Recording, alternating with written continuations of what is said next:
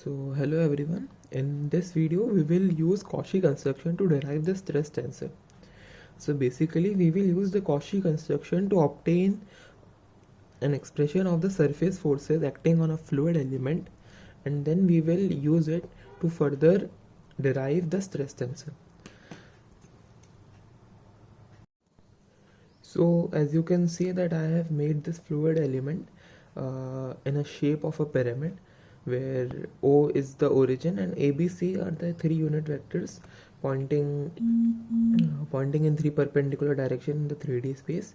So like I can now define the four surfaces as this is delta A1, this is delta A2, this is delta A3, and the fourth surface, the triangular surface, which is not in the plane as delta A, with having a normal vector n. So the surface forces would be basically the stress acting on a particular surface multiplied by the area. So it would be a vector because the surface forces would be consisting of the tangential forces as well as the normal forces. So basically if I have to write the summation of the surface forces, I can write it as, so here this summation is not, this sign is not here representing the summation. It is actually representing all the stress forces acting on this area, which is having a normal vector minus a. So similarly for the other three faces, I can write the expression in this manner.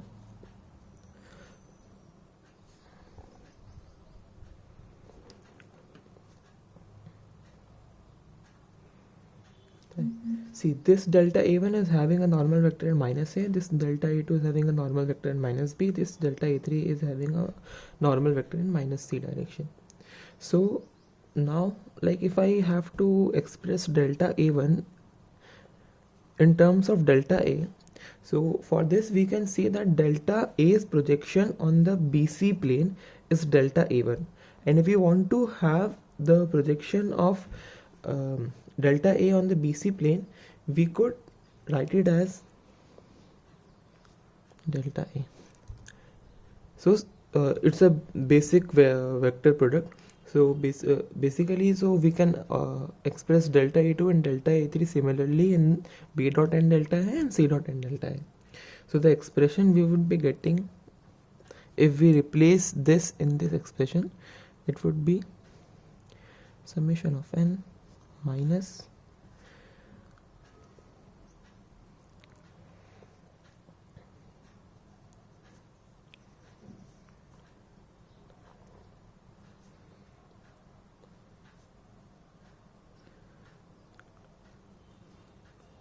whole times delta A. So basically, why I replace summation of minus a with minus of summation a, it's basically because if I consider this as a surface and this is a normal vector, and if I say what is the force that these particles are, the stress that these particles are producing on these particles can be written as delta A, and this have to be for this surface to be at rest, have to be balanced by the stress that these particles are exerting on these particles. So it's basically sigma n, because these particles are exerting stress in the minus against the normal vector, against the normal direction, and these are exerting the force in the normal direction. So this is the force balance equation which gave us sigma minus n.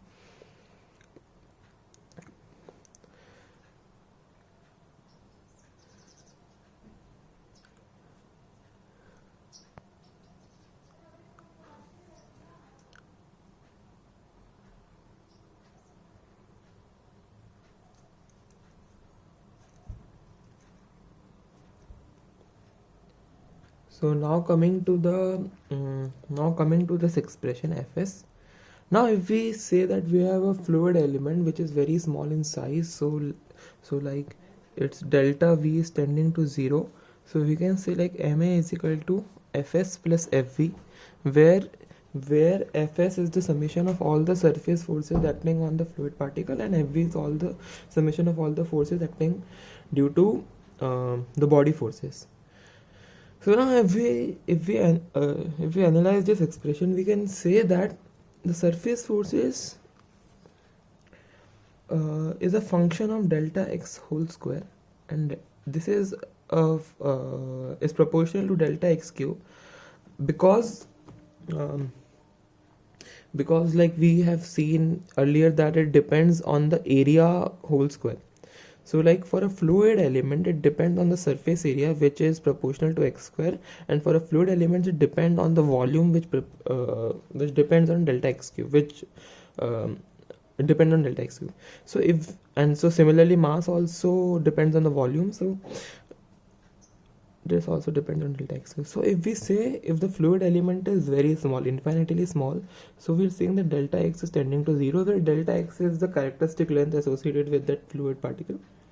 So for this we say we have fs equal to 0, because these would be tending to 0 because of their order of magnitude very small compared to fs, and for the fluid particle to at rest, it should have fs equal to 0. So if we take this to this, so we have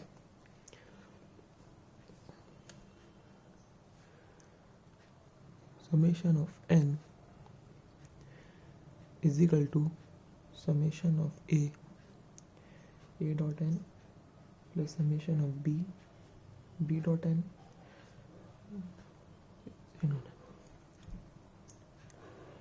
So if I now take the ith component of this stress, what I mean by ith component, there would be like as I've already said, that this would be comprising of the normal forces and tangential forces, and we can say it's we can say that, like if I write the ith component, I would have something like this.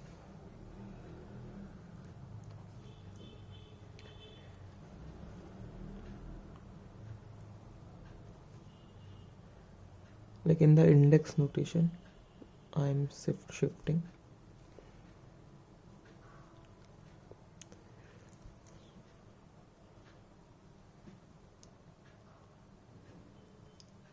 And like we further simplify it in a manner.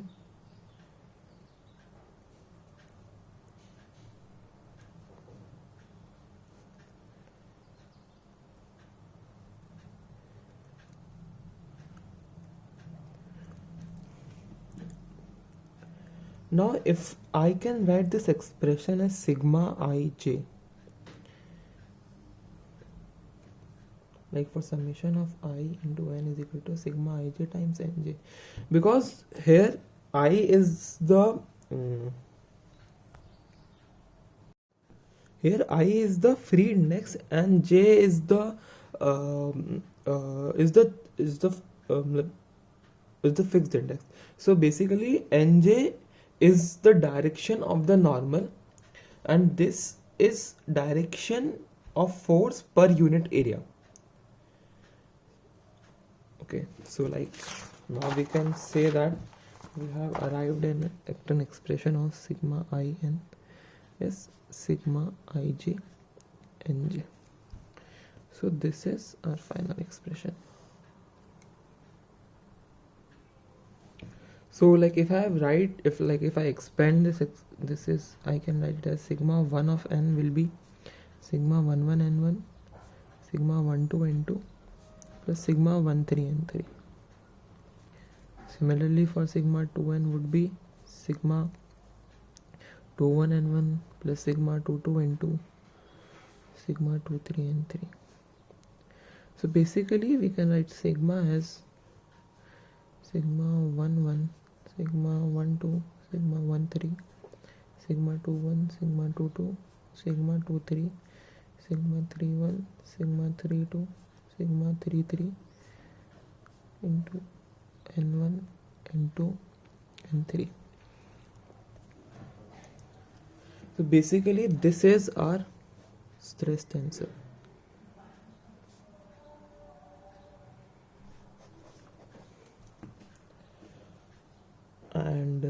like 1 here implies like 1 here implies like the repeated index implies the normal forces, and the non-repeating index like 1 2 and 1 3 implies the stress caused on the surface 1 due to forces due to surface forces along two direction. Like if I write it, so like if this is the surface, the normal forces would be out of the plane or in of the plane, but the tangential forces would be like this.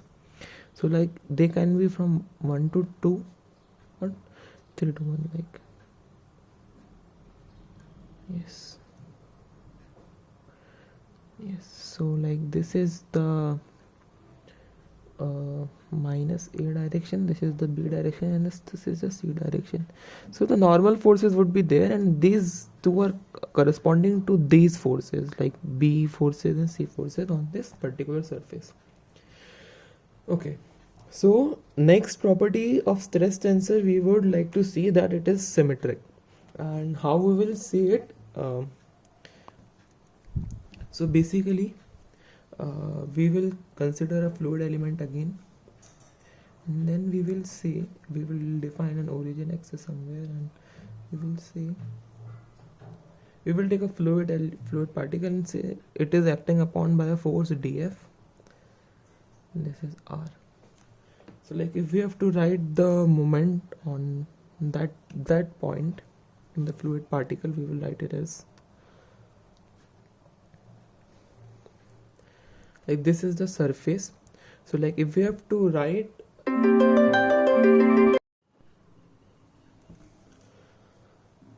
okay, so we were here at this, so we have to write an expression of the moment acting on a particular point of a fluid particle on a like if we considered a control surface, and we are taking a point and saying that this point is affected by dF, and we want to write the moment. It can be write as r cross dF, where r is the distance between an arbitrarily chosen initial reference frame.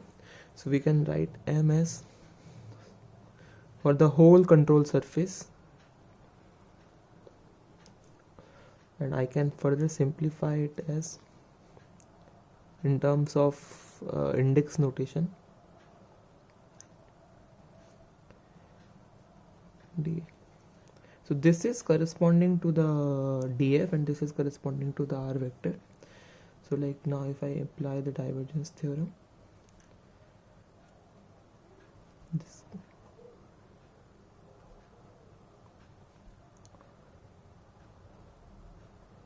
where V is the volume,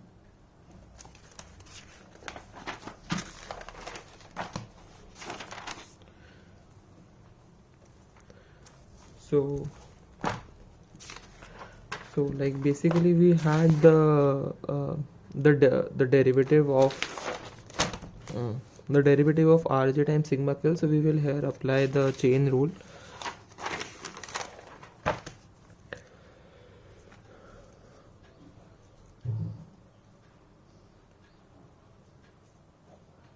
Del Rj by del RL sigma KL plus Rj del sigma KL by del RL into dV. Okay, so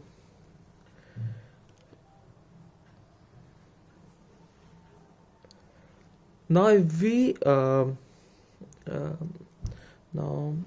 we see this term, we can further simplify it to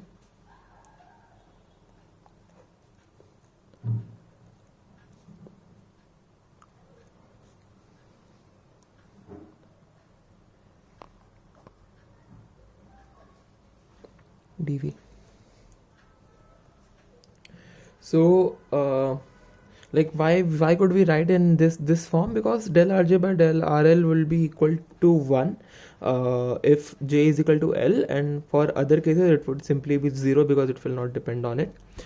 Okay, so now again we would make an approximation here by saying that this term dV into Rj Like this would be of order of delta x4 when our characteristic length, where the fluid element would be small and the characteristic length, yes, like I should write it for.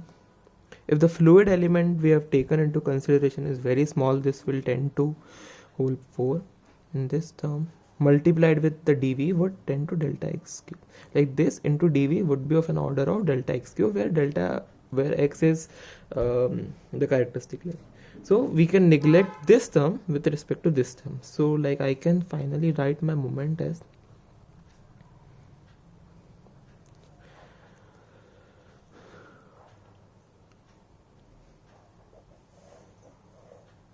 okay. So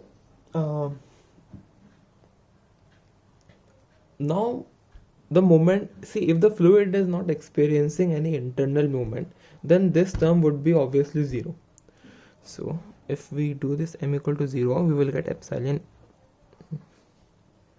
kj is equal to 0. Now from this we will get sigma 1 2 minus sigma 2 1 equal to 0, sigma 2 3 minus sigma 3 t equal to 0, and sigma 1 3 minus sigma 3 1 equal to 0. So like we can see that these were sigma 1 1, sigma 2 2, and these were sigma 3 3. This was sigma 1 2, and this was sigma 2 1. This was sigma 3 1. This was sigma 3 2. 3 1. This was sigma 1. This was sigma 1 3. This was sigma 3 1. So we are saying that this is equal to this. This is equal to this. This is equal to this. So we're saying this is same. This is same. And how should I make it? This is same. So if these terms are same, we can say that sigma, this is a symmetric matrix, or we can say that the stress tensor is symmetric.